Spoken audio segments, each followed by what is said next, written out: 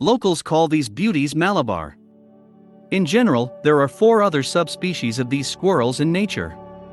Depending on their habitat, they differ in coloration. Although scientists still argue fiercely among themselves, as some believe that there are not 4 subspecies but 8.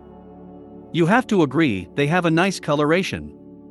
The Indian giant squirrel can reach half a meter in length, and the body weight of these animals reaches up to 3 kilograms.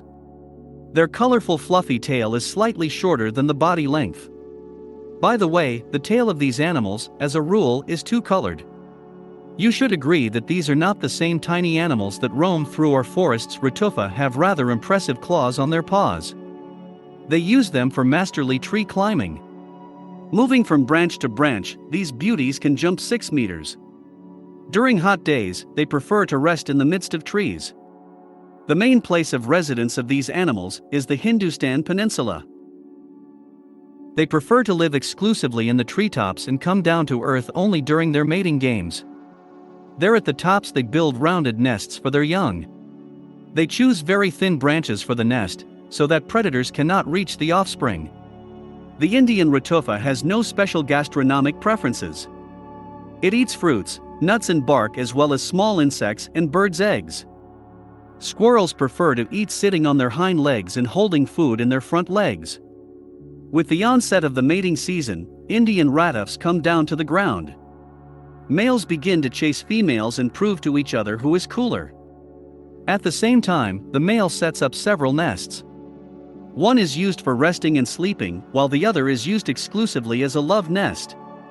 Having found a pair, these squirrels remain faithful to it for quite a long time. These animals are capable of mating several times a year. A female pregnancy lasts about 30 days. Generally 1 or 2 babies are born, rarely 3 or more. Maternal love of the Indian squirrel can be the envy of many. After all, she takes care of her cubs until they become sexually mature and leave to look for a new family. If danger is near, pretend you're not there. Though these squirrels live at high altitudes, they have enough enemies among local inhabitants. They can include martens, birds of prey, and even snakes. In case of danger, these cuties try to play invisible.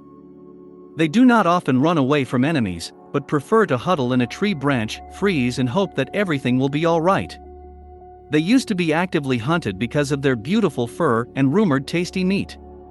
But in the 80s, a sanctuary was built in their habitat to preserve the population. The Indian giant squirrel is listed as a vulnerable species in the Red Book.